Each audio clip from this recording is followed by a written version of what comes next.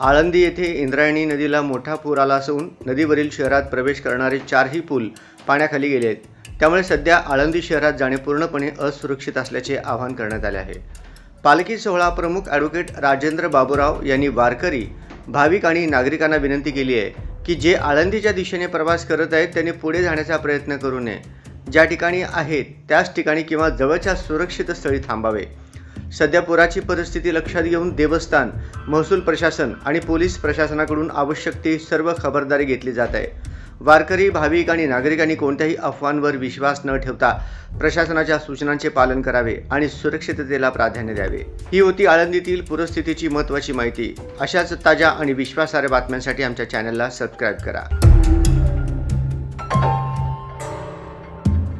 श्री ज्ञानेश्वर महाराज संस्थान कमिटी आळंदीच्या वतीनं मी पालखी सोहळा प्रमुख ॲडव्होकेट राजेंद्र बाबूराव माप नम्र विनंती करतो की सर्व वारकरी, भाविक व नागरिकांना नम्र आवाहन करण्यात येते की इंद्रायणी नदीला मोठ्या प्रमाणात पूर आला असून आळंदी शहरात प्रवेश करणारे नदीवरील 4ही पूल पाण्याखाली गेलेले आहेत. त्यामुळे सध्या आळंदी शहरात येणं सुरक्षित नाही.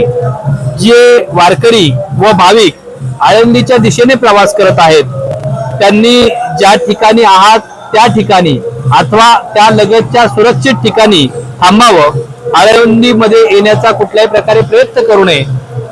या ठिकाणी पुराची परिस्थिती पाहता आळंदी देवस्थाननं योग्य त्या सर्व दक्षता घेतलेल्या आहेत. महसूल प्रशासन असेल, पोलीस प्रशासन असेल, भाविक भक्त असेल, यांना नम्र आवाहन करण्यात येत आहे की आपण ज्या ठिकाणी असाल त्या ठिकाणी सुरक्षित थांबावं.